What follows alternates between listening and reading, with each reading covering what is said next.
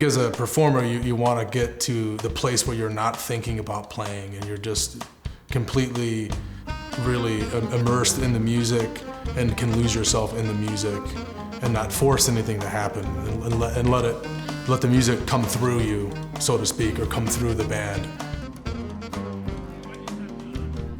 Thank you very much. We are Atlas Maior. It's great to be playing music for you all this evening.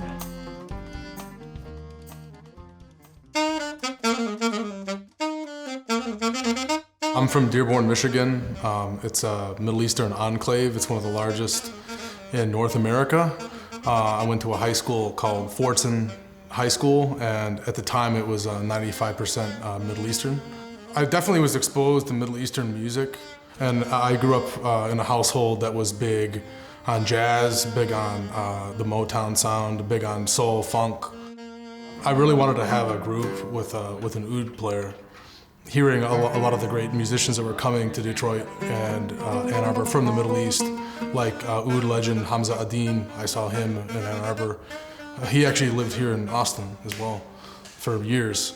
So just hearing these sounds and being in an environment that was very inspiring to me musically and inclusive with many different types of cultures.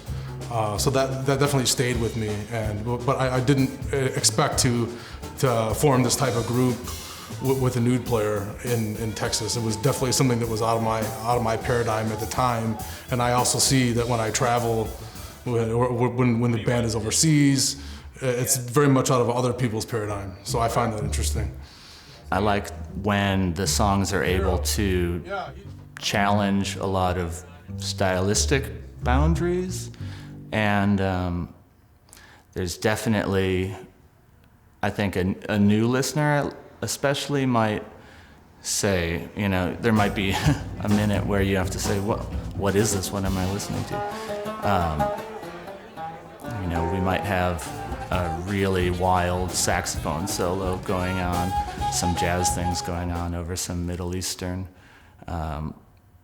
rhythms or a oud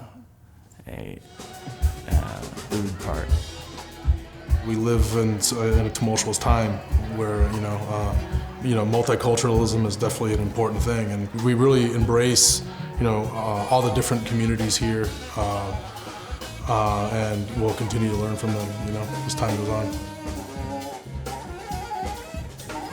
I want audiences to ideally have their minds opened and their spirits opened in a new way. And I want them to ideally be emotionally moved by the music.